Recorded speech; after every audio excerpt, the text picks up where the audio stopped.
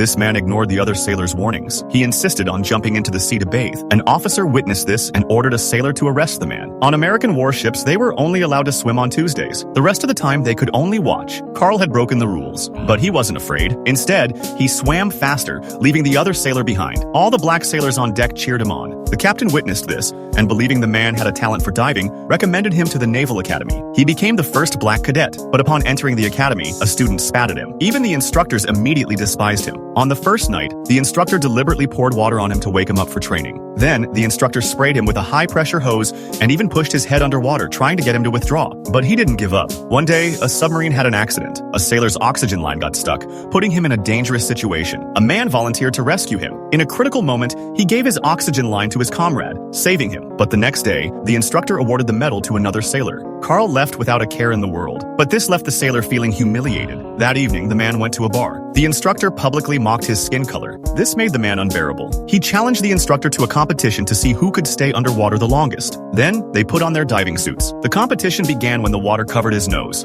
but the instructor held the diving record. 5 minutes later, Carl still seemed calm. The instructor was bleeding and nearly fainted. The referee quickly opened the lid and rescued the instructor. Unsurprisingly, Carl not only won but also broke the record. When the principal learned of this, he was furious, as he didn't want Carl to graduate from his naval academy. So that evening, the instructor found Carl again and tried to persuade him to drop out. But Carl still refused to drop out, because becoming a qualified sailor was his lifelong dream. In a rage, the instructor smashed Carl's radio and warned him that the principal would not let him graduate. But the next day, Carl still took the graduation exam. Before the diving test began, the instructor deliberately slashed Carl's tool bag, causing his tools to scatter underwater. Soon, the others completed the test and returned to shore. Only Carl was still searching for the parts he had left underwater. Late into the night, everyone thought Carl had suffered an accident underwater. They pulled up Carl's safety line, but what came up was a fully assembled prop. 10 hours later, Carl finally reached shore, having accomplished the impossible with incredible willpower. Although by then, his face was already purple from the cold. Even the principal was impressed by his persistence. The instructor declared him a pass, and Carl successfully graduated from the Naval Academy. Just as he was about to leave, he saw the repaired radio, and he realized it was an apology from the instructor. But if you want to see it, the movie is called Men of Honor.